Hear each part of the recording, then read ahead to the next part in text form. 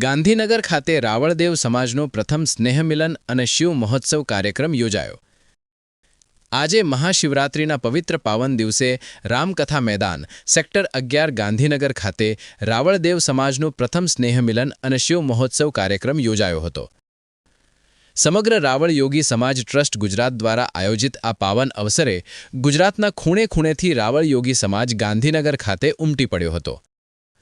જેમ દરેક સમાજ પોતપોતાની રીતે પોતાના ઇષ્ટદેવ અને મહાપુરુષોની તિથિ અને દિવસની ઉજવણી કરે છે, રે રીતે રાવળદેવ સમાજે પણ શિવશંકર મહાદેવના વંશજ અને મા જોગણીના સત્તાનો હોવાના નાતે આજે શિવવંશી રાવળદેવ સમાજે ગાંધીનગર ખાતે પોતાના અષ્ટદેવની શિવરાત્રિના દિવસે શિવ મહોત્સવ તરીકે ભવ્ય ઉજવણી કરી હતી। જેમાં શિવજીના ડાક એવા ડમરૂના નાદ સાથે ભગવાન ભોળાનાથનો વેશભૂષા ધારણ કરી શણગારેલી બગ્ગીમાં બાજતે ગાજતે ડમરૂના નાદ સાથે શોભાયાત્રા યોજી હતી। ભાઈઓને વિનંતી કે ખાલી ઉભા ના રહેશો, એ વ્યવસ્થામાં મદદરૂપ થાઓ। ભગવાન શિવના વચ્ચે જે ઉભેલા હોય એમને એક બાજુ વ્યવસ્થિત બેહાડવાનું કરો। દિવસે આજે સમગ્ર ગુજરાતમાંથી રાવળ યોગી સમાજ ગાંધીનગર મુકામે પધાર્યો છે।